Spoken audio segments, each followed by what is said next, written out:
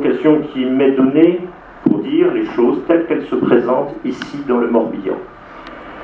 Il y a donc cette volonté de mettre fin aux conditions de vie tout à fait dramatiques des migrants autour de Calais, une répartition nationale qui a été faite pour permettre aux personnes qui sont aujourd'hui à Calais d'être hébergées pendant une durée provisoire dans ce qu'on appelle des CAO, des centres d'accueil et d'orientation.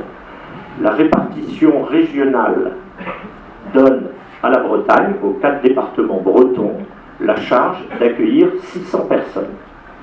Il n'y a pas eu de répartition chiffrée entre les 4 départements, mais je peux vous dire que chacun a fait sa part. J'ai entendu, Monsieur le Président, le vœu de l'AMF sur ce point. Et je peux vous dire, puisque je suis personnellement ce dossier, avec la direction départementale de la cohésion sociale, que ce vœu a été intégralement respecté. Nous devrions avoir aux alentours de 150 places qui vont être offertes, réparties sur une dizaine de communes du département, et toutes les communes ont été averties et on a sollicité l'accord du maire avant de proposer la place d'hébergement.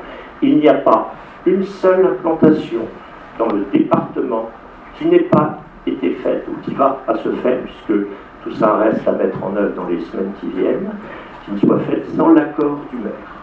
Voilà.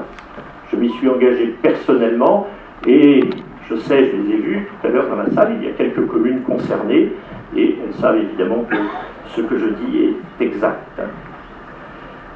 J'ajoute, ce n'était pas dans les vœux de l'AMF, vous avez utilisé, Monsieur le Président, un mot qui est un peu brutal, mais il dit bien ce qu'il veut dire, c'est l'acceptabilité.